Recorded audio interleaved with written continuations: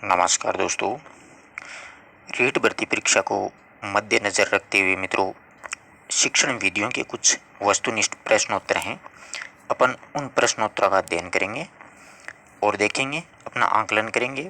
देखिए, शिक्षण विधि बहुत मायने रखती हैं। रीट में 15 प्रश्न आएंगे अपन को।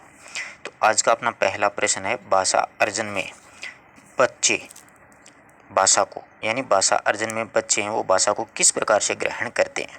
तो देखिए, पहला ऑप्शन है सहज और स्वाभाविक रूप से सीखते हैं, या फिर अभ्यास और यांत्रिकता से सीखते हैं, या स्वाभाविक और प्रयासपूर्ण तरीके से सीखते हैं, या सहजता और अभ्यास से सीखते हैं। तो बच्चे जब भी भाषा को अर्जन करते हैं, सीखते हैं, तो सहज और स्वाभाविक रूप से सीखते हैं, मतलब 1 नंबर ऑप्शन इसका सही होगा। ठीक है। दूसरा प्रश्न है, देखिए, हिंदी भाषा शिक्षक के रूप में आप किसे सबसे अधिक महत्वपूर्ण मानते हैं, यानी हिंदी भाषा के शिक्षक के रूप में आप सबसे अधिक महत्वपूर्ण किसे मानोगे।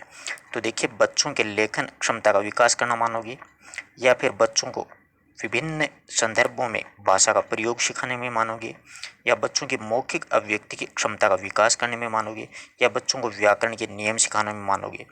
तो देखिए, प्रश्न की भाषा समझिए क्या कह रहा है कि हिंदी भाषा शिक्षक के अगर रूप में आप हैं तो सबसे अधिक महत्वपूर्ण आपको बच्चों के विभिन्न संदर्भों में भाषा प्रयोग सिखाना, यानी अनेक प्रकार की भाषा के प्रयोग के रूप में सिखाना।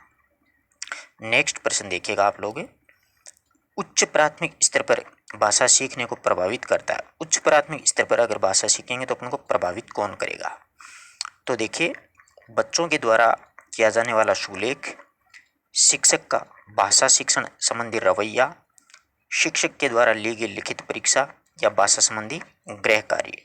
तो देखिए, उच्च प्राथमिक स्तर पर भाषा सिखाने को प्रभावित करता है शिक्षक का भाषा शिक्षण संबंधी रवैया, यानी शिक्षक होगा वो भाषा का शिक्षण किस प्रकार से दे रहा है अपन को, यानी सिखाने में उसका तरीका क्या है। अगला देखिए, उच्च प्राथमिक स्तर पर हिंदी भाषा शिक्षण के लिए क्या अपेक्षित नहीं है, यानी इनमें से अपेक्षित नहीं पूछा अपन को। तो चौथा नंबर का प्रश्न है, स्वाध्यायशीलता का विकास, सुनकर शब्द से दोहराने की क्षमता का विकास, भाषा प्रयोग की दक्षता का विकास, या चिंतनशीलता का विकास। तो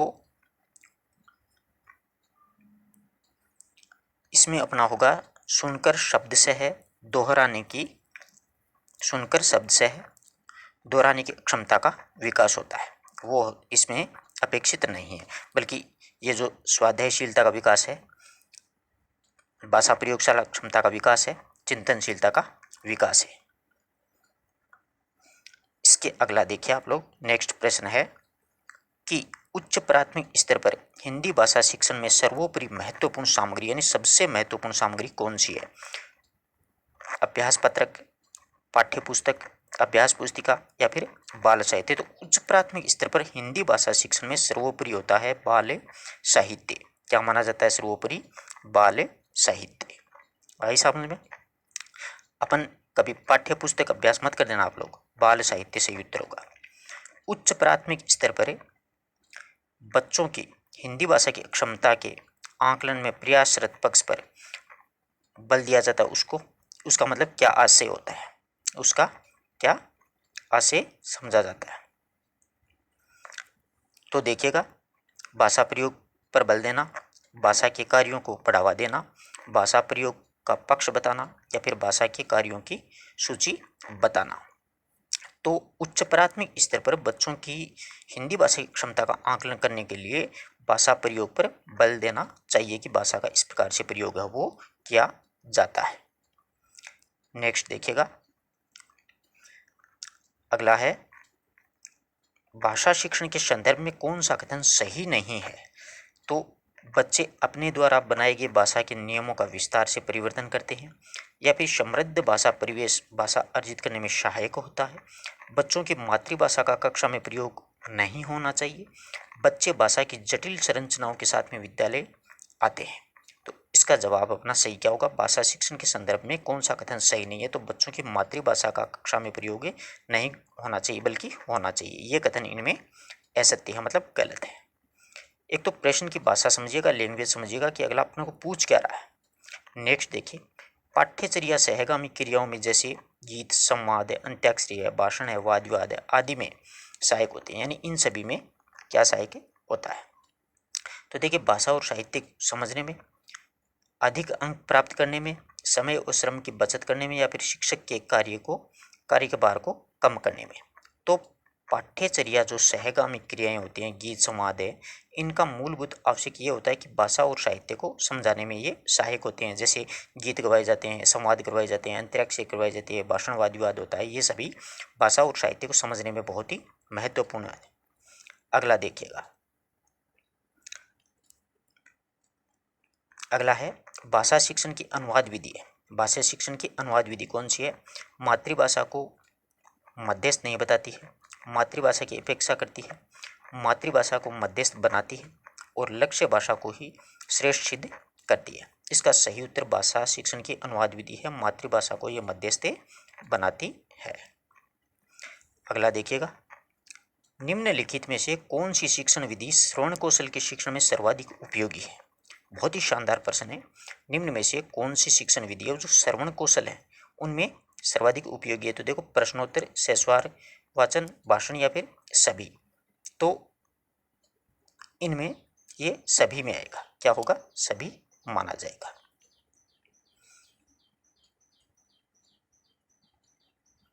अगला देखिए, दृश्य श्रव्य सामग्री कैसे नहीं होनी चाहिए, यानी किस प्रकार की नहीं होनी चाहिए? जो शिक्षण के उद्देश्यों की प्राप्ति में सहायता दे होनी चाहिए, सुंदर और आकर्षक भी होनी चाहिए, बालकों की रुचि को बढ़ाने वाली होनी चाहिए, बालक को विचलित करने वाली नहीं होनी चाहिए, ऐसी नहीं होनी चाहिए। तो 3 नंबर ऑप्शन है वो सही हो जाएगा। अगला प्रश्न देखिए,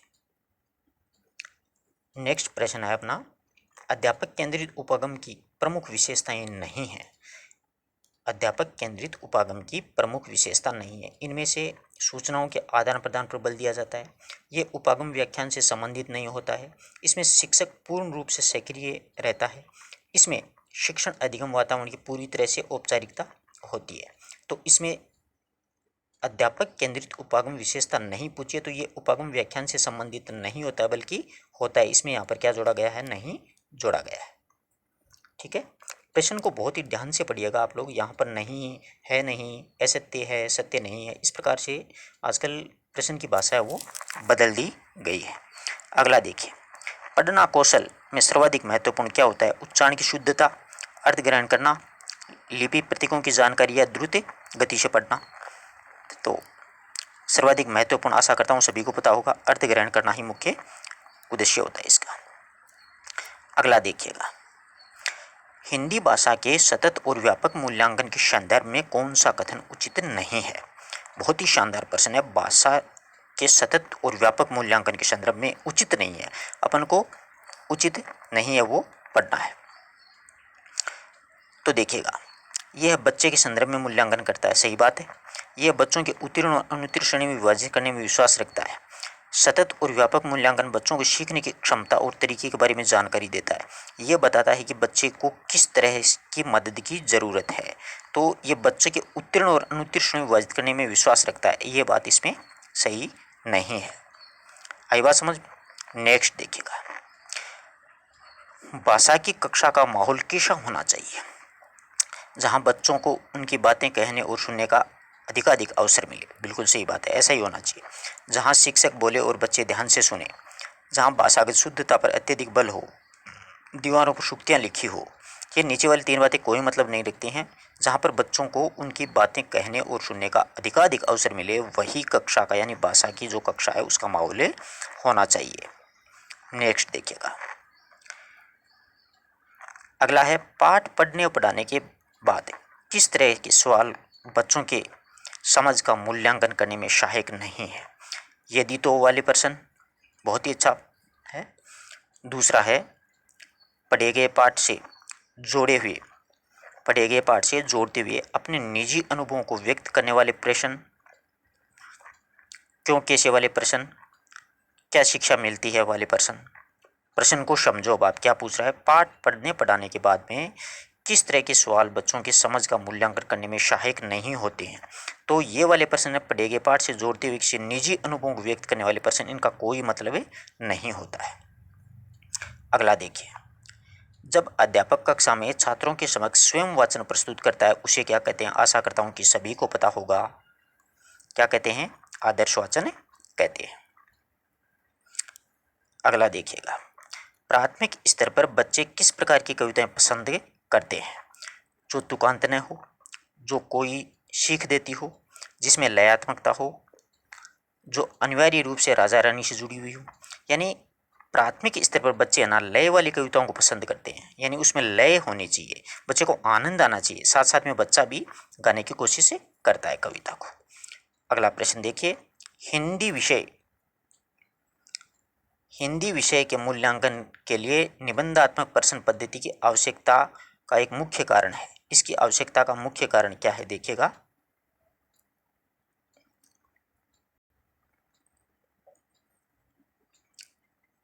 मुख्य कारण अपन से पूछा है तो देखिएगा, मुख्य कारण होता है कि छात्रों के संपूर्ण पाठ्यक्रम का अध्ययन नहीं करना पड़ता है, छात्रों को प्रश्न कम करने पड़ते हैं, छात्रों को मौखिक अभिव्यक्ति का पूर्ण अवसर प्राप्त होता है, छात्रों को नकल करने का अवसर कम मिलता है।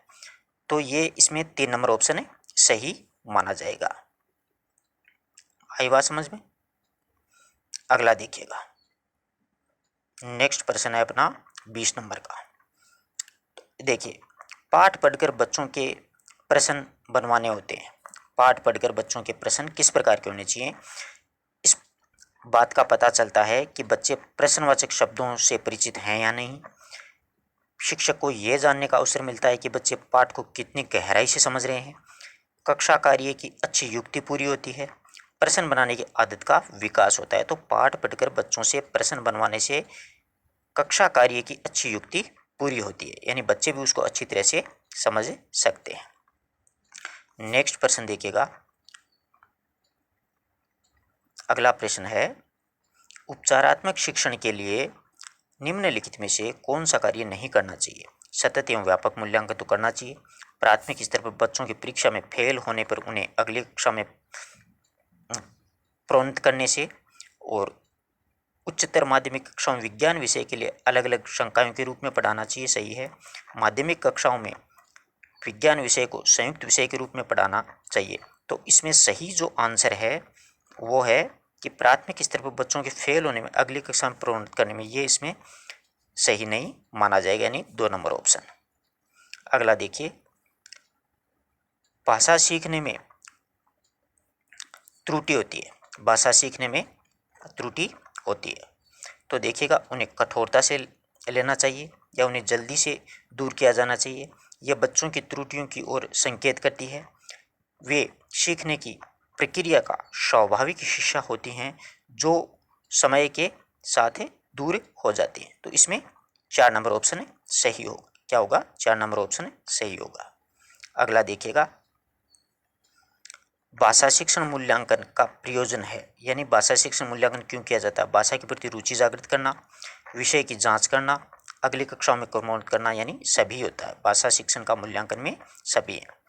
भाषा शिक्षण में पाठ्य पुस्तक होती है आवश्यक अनावश्यक एकमात्र संसाधन, साध्य या साधन। तो ये साधन होती है पाठ्य पुस्तक, इस बात का ध्यान रखना आप लोग, साध्य कभी नहीं होता है, ठीक है, साधन होती है ये। अगला देखिएगा, मातृभाषा शिक्षण का सिद्धांत निम्नलिखित में से है? अभिप्रेरणा का सिद्धांत, रुचि का सिद्धांत, क्रियाशीलता का सिद्धांत, ये सभी है। इसमें सभी वाला दिखते तो सबसे पहले अपन यही करते हैं। अगला देखिएगा, भाषा शिक्षण में अधिगम सामग्री का मुख्य दायित्व है।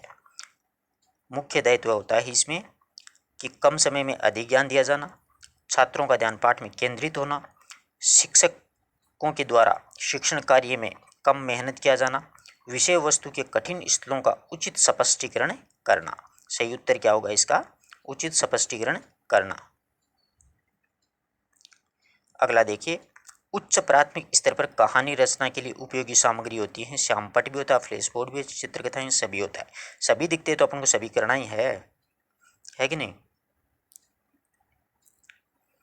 आगे देखिएगा, पाठ पढ़ करके बच्चों से प्रश्न बनवाने से इस बात का पता चलता है कि बच्चे प्रश्नवाचक शब्दों से परिचित हैं या नहीं। इसमें यही पहले आ चुका है ये प्रश्न, कितनी गहराई से पाठ को समझते हैं, कि शिक्षक को ये जानने का अवसर मिलता है कि पाठ को बच्चे कहाँ तक समझते हैं। अगला देखिएगा, भाषा के माध्यम से छात्रों का होता है। भाषा के माध्यम से छात्रों का क्या होता है, मतलब मानसिक विकास, बौद्धिक विकास, शारीरिक विकास, एक और दो दोनों। तो ये दोनों होते हैं। यहाँ पर सभी मत कर देना, एक और दो दोनों दे रखा है। ऐसे प्रश्न को थोड़ा समझना भी जरूरी है, वरना अपन उत्तर गलत कर देंगे। अगला देखिएगा, हिंदी शिक्षण की दृष्टि से निम्न में से कौन सी पद्धति छोटी कक्षाओं की अपेक्षा बड़ी कक्षाओं के लिए उपयोगी होती है। तो कौन सी होती है वो अपन को बतानी है। देखो, प्रोजेक्ट पद्धति, डाल्टन पद्धति, मोंटेसरी या किंडरगार्टन। तो प्रोजेक्ट पद्धति होती है वो बड़ी कक्षाओं के लिए उपयोगी होती है। ठीक है। उच्च प्राथमिक स्तर पर व्याकरण शिक्षण की उपयुक्त विधि प्रणाली कौन सी मानी जाती है। तो देखिए, सूत्र विधि, भाषा संसर्ग विधि, आगमन विधि या समवाय विधि। तो आगमन विधि होती है। आगमन विधि में पहले उदाहरण होता है, बाद में उस पर नियम का प्रस्तुतिकरण किया जाता है।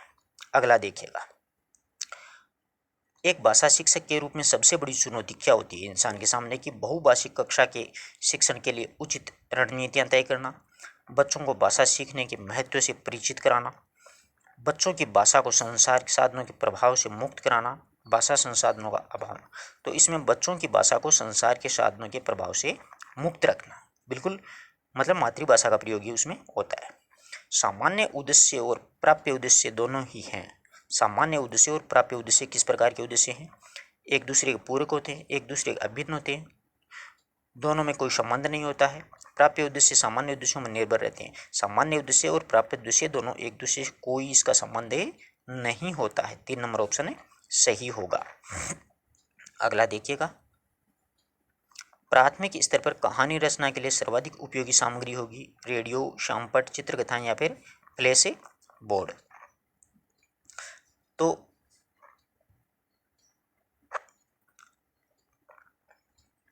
प्राथमिक स्तर पर कहानी रचना के लिए उपयोगी होता है रेडियो, यानी मतलब रेडियो से कहानी बच्चों को सुनाया जाता है, फिर कहानी लिखने को उसके लिए कहा जाता है।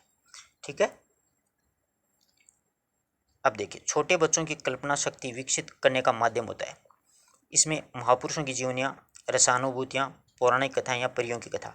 तो इसमें क्या होता है, महापुरुषों की जो जीवनियाँ होती है ना, उसके आधार पर बच्चों की कल्पना शक्ति का विकास होता है कि ऐसे ऐसे महापुरुष वगैरह होते हैं वो सारे। अगला देखिएगा,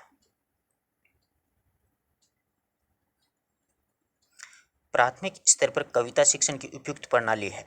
प्राथमिक स्तर पर कविता शिक्षण की उपयुक्त प्रणाली व्याख्यान प्रणाली, व्यास प्रणाली, तुलना प्रणाली या गीत या अभिनय प्रणाली। तो सही होता है इसमें तुलना प्रणाली। सही जवाब क्या होता है इसमें, गीत या नहीं, इसका उत्तर सही होगा गीत या अभिनय प्रणाली। अगला देखिए, गीत या अभिनय प्रणाली। व्यवहारिक व्याकरण पढ़ाने की सर्वाधिक उपयुक्त विधि कौन सी होती है। व्यवहारिक व्याकरण पढ़ाने की सबसे उपयुक्त विधि उदाहरण प्रस्तुति, सिद्धांत निरूपण, आनुषंगिक कथन या विषय का अभ्यास। तो इसका सही होता है उदाहरणों की प्रस्तुति। व्यावहारिक अगर व्याकरण अपन पढ़ाते हैं तो व्यवहारिक उदाहरणों की प्रस्तुति देना अपन को बहुत ही जरूरी है। जिस प्रणाली में छात्रों को नियम रटा दिए जाते हैं वो प्रणाली क्या कहलाती है। जिस प्रणाली में छात्रों को नियम रटा दिए जाते हैं उसे क्या कहा जाता है, आगमन विधि कहा जाता है, सभी को पता है। कार्लवेड को किस विधि के प्रयोजक या प्रवर्तक माने जाते हैं। कार्लवेड को वो किस विधि के प्रवर्तक माने जाते हैं। तो आप सभी को पता होगा कार्लवेड कुक जो हैं वो खेल विधि के प्रवर्तक माने जाते हैं। अगला देखिए, अगला है दिनादैनिक परख बनाने की आवश्यकता है, यानी ये परख क्यों बनाई जाती है। प्रतिभाशाली बालकों की पहचान के लिए, छात्रों की कमजोरियों का पता लगाने के लिए, छात्रों का वर्गीकरण करने के लिए या छात्रों की प्रगति की जानकारी प्राप्त करने के लिए। तो दिनादैनिक परख वो छात्रों की कमजोरी का पता लगाने के लिए बनाई जाती है।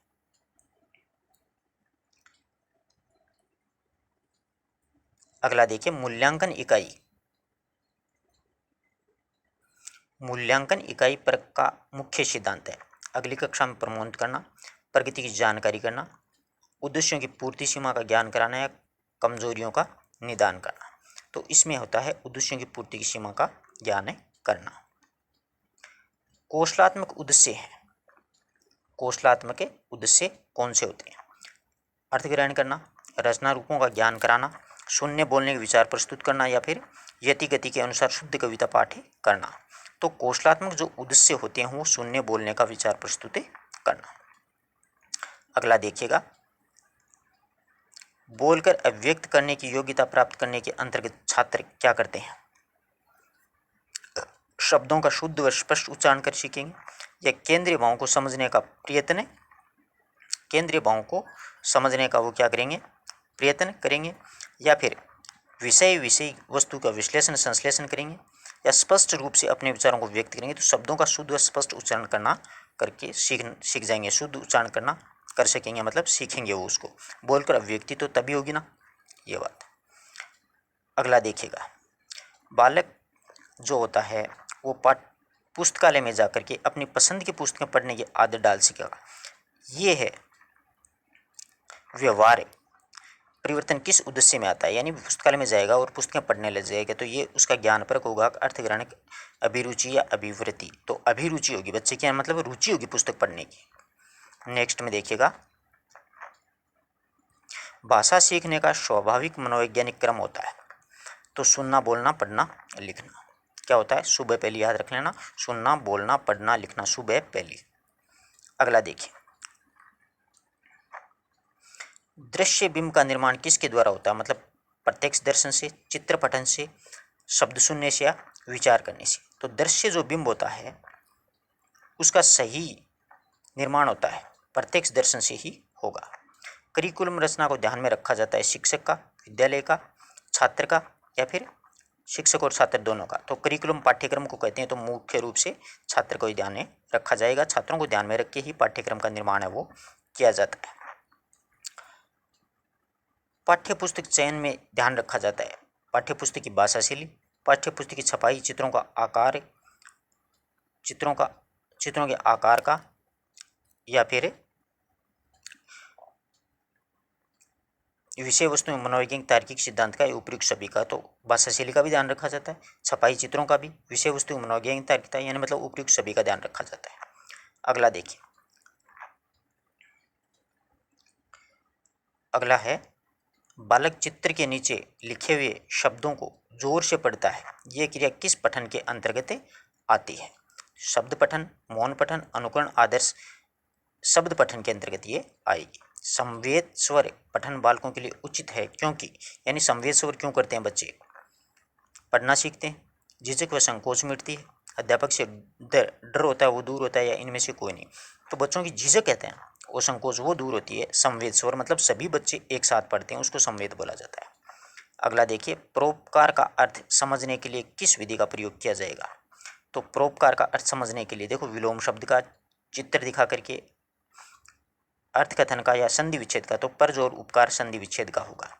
वह कौन सा वाचन है जो गद्य में प्रयुक्त है लेकिन पद्य में नहीं है? तो पद्य में कभी भी मौन वाचन नहीं होता, ध्यान रखना इस बात का। पद्य में हमेशा सस्वर वाचन ही होता है, इसमें मौन वाचन पद्य का नहीं किया जा सकता। जैसे अपन कहानी उपन्यास ये पढ़ सकते हैं परंतु कविता कभी भी चुपचाप नहीं पढ़ी जा सकती। आशा करता हूँ कि आपको ये 50% अच्छे से समझ में आए होंगे। एक वीडियो अपन और बनाएंगे, ये कम से कम मित्रों 200 प्रश्न हैं, इसके 4 वीडियो बनाएंगे 50-50 के, बहुत ही शानदार प्रश्न है। अगर आपको PDF चाहिए तो आप टेलीग्राम चैनल का लिंक आपको डिस्क्रिप्शन में दिया जाएगा, वहाँ से आप लोग टेलीग्राम चैनल ज्वाइन करें और PDF का लाभ उठाएं। धन्यवाद।